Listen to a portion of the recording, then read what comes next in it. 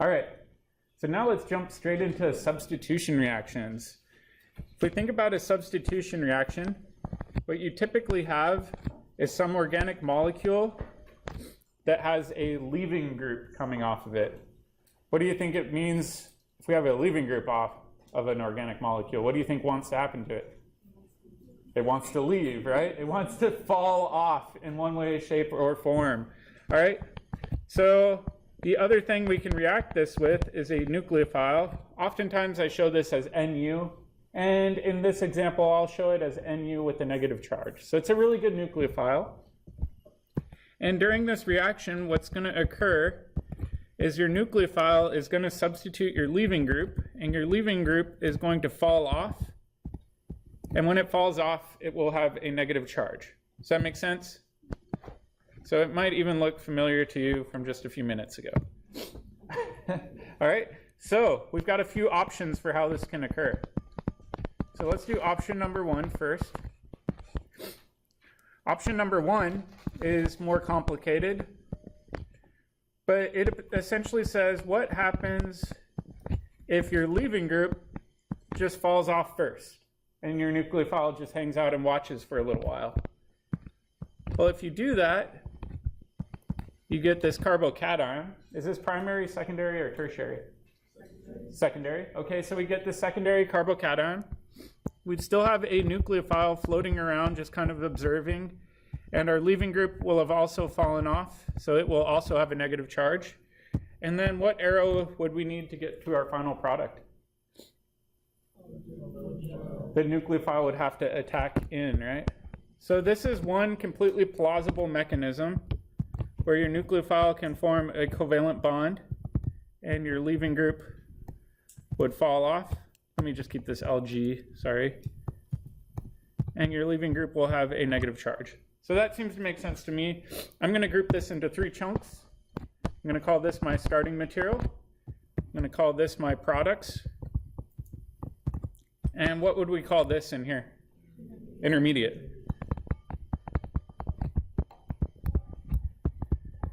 All right, so let's think about the reaction coordinate diagram for this reaction. All right, so on one side we'll have energy, on the other side we'll have reaction progress. How many humps will this reaction coordinate diagram have? Why? Why 2?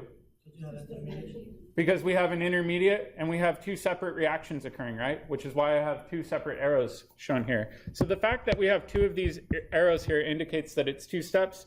There must be 2 humps in this reaction, okay? And I'm going to go ahead and just say starting materials here. If our overall reaction is spontaneous, where should I put my products? Should I put my products up high or down low? Down low. Okay, so I'm going to put products down here. That way, when we think about delta G for this reaction, we can kind of draw it out like this, and we would say, all right, if the reaction's spontaneous overall, this delta G value must be negative, right? We must be making things that are more stable than what we started with. All right, now my question for you. So let's look at those intermediates. Do you think the intermediate is going to be more stable or less stable than our starting material, and why? Check with your neighbor.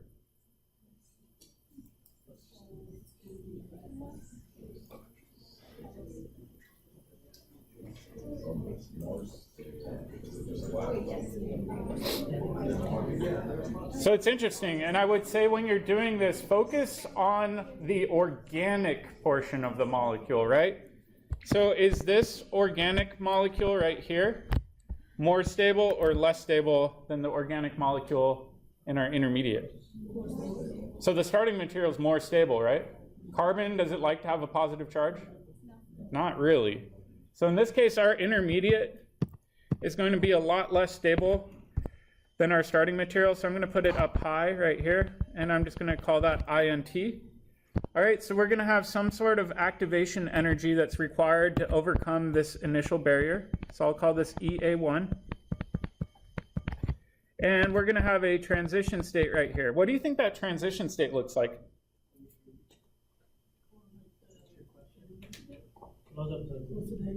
It's going to look like our intermediate, and then if we think about it, what's occurring at that transition state? Yeah, the leaving group's halfway off, right? So it's kind of not fully bonded, not completely detached. It's kind of in that gray area in between. All right, so we've got EA1. Now we're in our intermediate. Do you think it's going to require very much energy when we're in that intermediate for the nucleophile to form a bond with that carbocation? No, the carbocation is really, really unstable, right? So that nucleophile wants to donate electrons to it to make that carbon a lot more happy. Okay, so this will have a small hump. I'm going to call this EA2. And again, we'll have a second transition state, but this will be the transition state where that new bond is starting to form, right? All right, so my question for you is, what is the rate limiting step for this reaction? The first what? First reaction, like from A to B. So you're saying the first reaction from starting material to intermediate's rate limiting? Why? Highest activation energy, right? So in this case, I'm going to make a note. EA1 is rate limiting because it is bigger.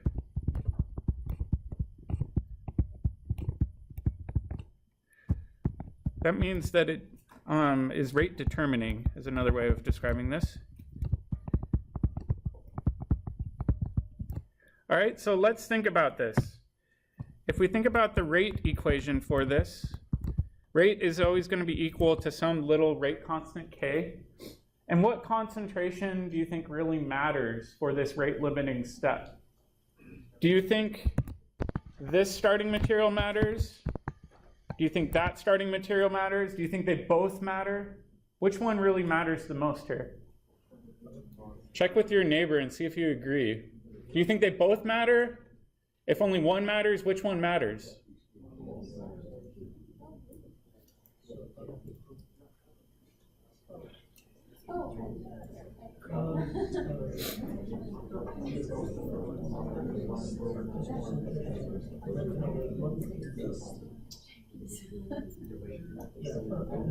All right, let's see a show of hands. How many of you think they both matter? How many of you think only the yellow one matters? How many of you think only the green one matters? All right, I think we're getting close. All right, let's focus on the nucleophile here. Did it actually do anything during that rate limiting step?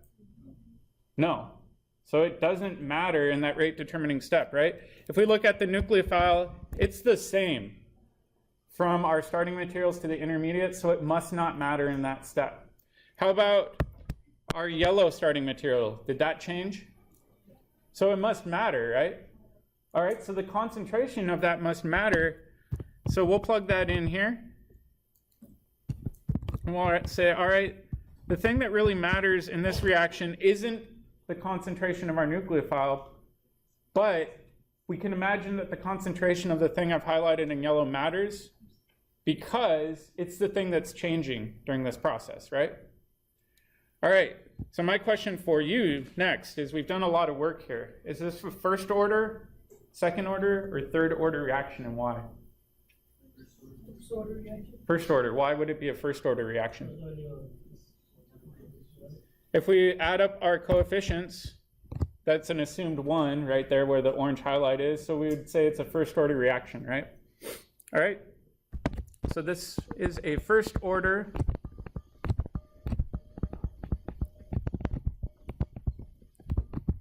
substitution reaction that involves a nucleophile.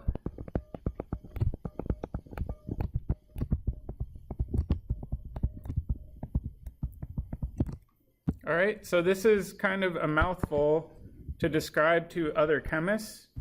So what we do instead is we write this out as SN1, where S is a substitution that involves a nucleophile, and it's first order. The number one mistake students make is when they see SN1 reactions, they focus in on the 1, and they say, oh, there's a 1, it must be a single step reaction. Is that the case here? No, in this case, the reaction wasn't a single step. In fact, it was 2 steps. The 1 is indicative that it's a first order reaction. Does that make sense? So it's a little bit tricky. All right, let's try option 2. Option 2 is a little easier. So right now we're just spitballing ideas. Option 2 is, let's say we have the same exact starting materials. What's another option instead of the leaving group falling off first? Yeah, we saw in our arrow pushing that the nucleophile could attack this carbon and kick off the leaving group all in one step. So the net change here, if we compare option 1 versus option 2, we still get the exact same products out. The only difference is the number of steps required to get from beginning to end, right? All right, so just like before, I'll call this starting material, and I'll call this product. Do we have any intermediates for this reaction? Nope. All right, so if we draw a reaction coordinate diagram, kind of fill it in like this, how many humps should we have? 1 hump. All right, so I'll put starting material up here. We know that if it's spontaneous, our products must be lower in energy. So like I said before, the thing that determines whether or not a reaction is spontaneous is whether or not we're making something that's more stable than what we started with, right? So this would be a negative delta G. We said it'll have 1 hump, looks like this, which means our activation energy is only at 1 point, and we'll have a transition state right there. All right, so now getting back to the same sort of question that we had before. Which of these do you think is important for the rate? Or do you think they're both important?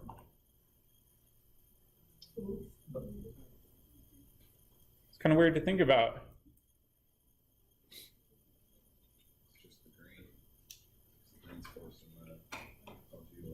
So let's ask ourselves, did the yellow one change from point A to point B? Yeah, I think it changed, right? What about the nucleophile? Did it change from the beginning to the end? So they both must be involved in that rate limiting step, right? So in this case, I would say they're both pretty important. So over here, we can say the rate for this reaction is going to be equal to a rate constant times the concentration of one reagent times the concentration of our nucleophile. And there we go. What do you think the rate limiting step can be best described as? Can you describe what's happening in that rate limiting step to your neighbor? So check with your neighbor. Don't just stare blindly at me. Try to describe what's occurring at that transition state.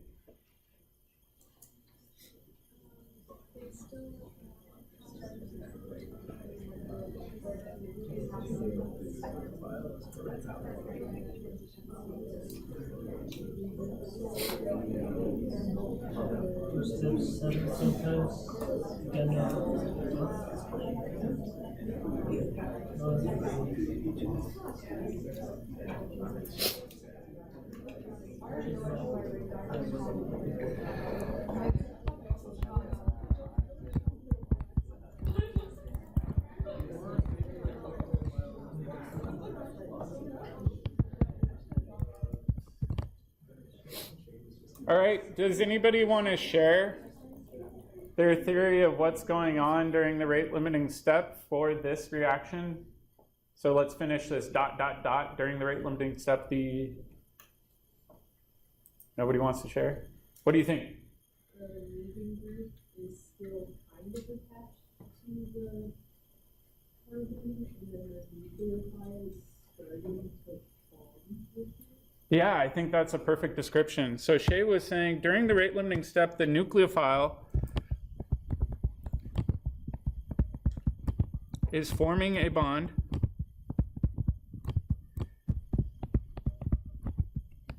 at the same time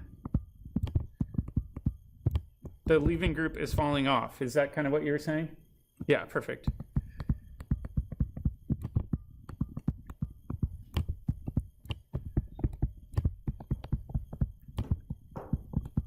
All right, so let's kind of dig into this more. Is this reaction going to be first order or second order or third order? How would we describe this?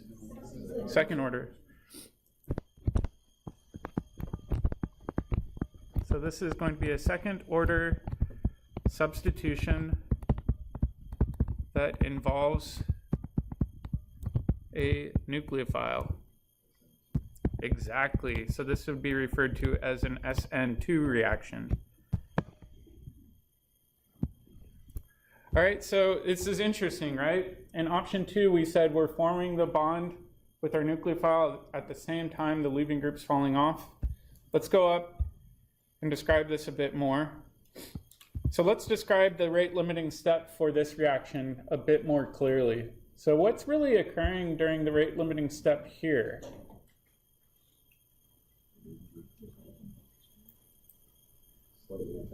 So is the nucleophile forming a bond in the rate limiting step here? No. What's really changing?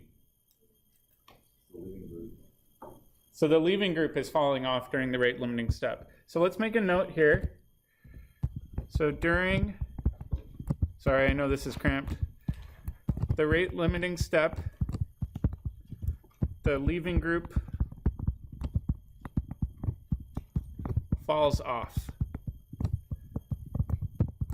So these are distinctly different reactions, right? In option 1, the rate limiting step was the leaving group falling off. Well, in option 2, we said the rate limiting step isn't just the leaving group falling off, it's the sequential formation at the same time of your nucleophile bonding. So it's a one-step reaction. All right, this gets really confusing for us, right? Because if we look at our starting materials for option 2 and our products in option 2, it's the exact same starting materials and products that we had in option 1. As a chemist, how could we determine which mechanism is proceeding? What do you think? We're experimentalists. We want to prove things with data, not just hand wave it away. What do you think? Change concentrations and see if it's the first order, second order, and which reactants affect the rate. Perfect. So Kristen was saying, as experimentalists, we just came up with some really nice rate equations. We said the first one is a first order reaction, second one, second order reaction. So if we change concentrations, we should be able to see whether or not it matches our first order reaction rate or a second order reaction rate. That's a really good test. So let's put this down. To see which mechanism or option occurs,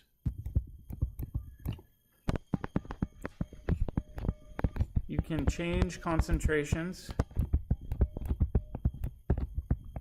What's the thing we really want to check? Which concentration matters the most? If we were to change one of our two starting materials, which one's going to be most beneficial? Yeah, because if we look at this one, this reagent, if we double it in this reaction, what happens to the rate? So if we double the concentration of the thing highlighted in yellow, what happens to the rate? It would double. All right? What happens in this reaction if we double the concentration of that reagent? It also doubles. So doubling that one might not be the most helpful. All right? However, down here, what happens if I double the concentration of my nucleophile? The rate doubles. All right? What about up here? What happens if I double the rate of the nucleophile for this one? No effect. Right? So this is a really quick and simple test we can do as chemists. So let's fill that in. So to see which mechanism / option occurs, you can change the concentration of your nucleophile.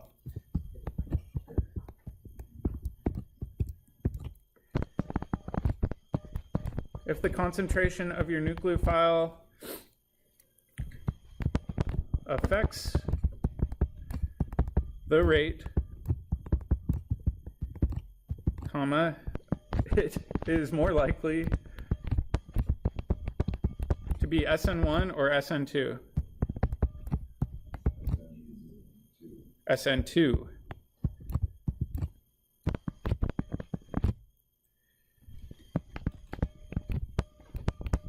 If changing the concentration of your nucleophile has no effect, or no effect, I guess. I'm doing the wrong one. Then it must be SN1.